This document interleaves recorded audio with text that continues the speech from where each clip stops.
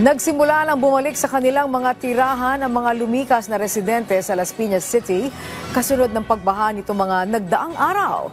Sa Malabon City naman, hindi pa rin humuhupa ang bahagi dahil na rin sa high tide. Si Vel Custodio sa sentro ng balita. Nagliligpit na ang mga evacuees sa evacuation center sa Verdant Covered Court sa Barangay Pamplona 3, Las Piñas City dahil maaliwalas na ang panahon sa tanghali.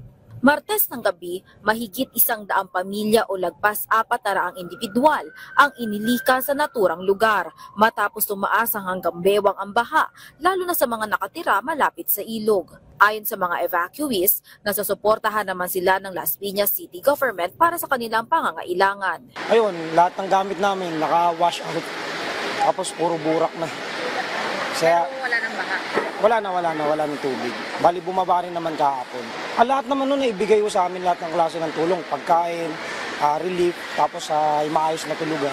Bagamat nag-e-empake na si Roslyn pabalik sa kanilang bahay, binabantayan pa rin daw niya ang lagay ng panahon, lalo na naninirahan sila malapit sa ilog. Kung ulan-ulan lang talaga na pwede naman kami doon sa bahay kasi syempre hindi tataas yung tubig. Pero kung magtuloy-tuloy talaga na malakas, naman kami dito, babalik na naman kami. Ayon sa barangay, laging bukas ang evacuation center sakaling kailanganin muling ilikas ang mga residente. Pero sa Malabon, bagamat hindi na umuulan ng tanghali, may baha pa rin. Hanggang pinti ang baha dito sa Panghulong, Malabon City dahil sa epekto ng habagat at ng high tide. Sa kabila nito, nakakadaan pa rin ng mga light vehicles kagaya ng motor, pedicab at tricycle. Nagbigay naman ng paalala ang Malabon LGU na maging maingat sa pagtawid sa mga bahang kalsada. Bagamat buong magdamag umuulan dulot ng hanging habagat, hindi binaha ang Araneta Avenue na madalas binabaha tuwing malakas at tuloy-tuloy ang ulan. Tuloy ang pasok sa eskwelahan ng mga mag-aaral dahil tumila ng ulan kaninang umaga.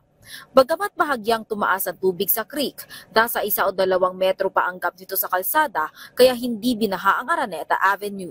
Samantala, batay naman sa huling flood bulletin ng Pag-asa sa Pasig, Marikina, Laguna de Bay River Basin as of 6 a.m., hindi tumaas ang tubig sa Upper at Lower Marikina River. Nasa 13 meters ang level ng tubig sa Marikina na nananatiling normal level. Pero nagdeklara na ng class suspension ang Marikina City para sa pampubliko at pribadong paaralan sa lahat ng antas. Hindi rin umapaw ang Pasig River at San Juan River dahil sa light to moderate rains na nakalipas na magdamag.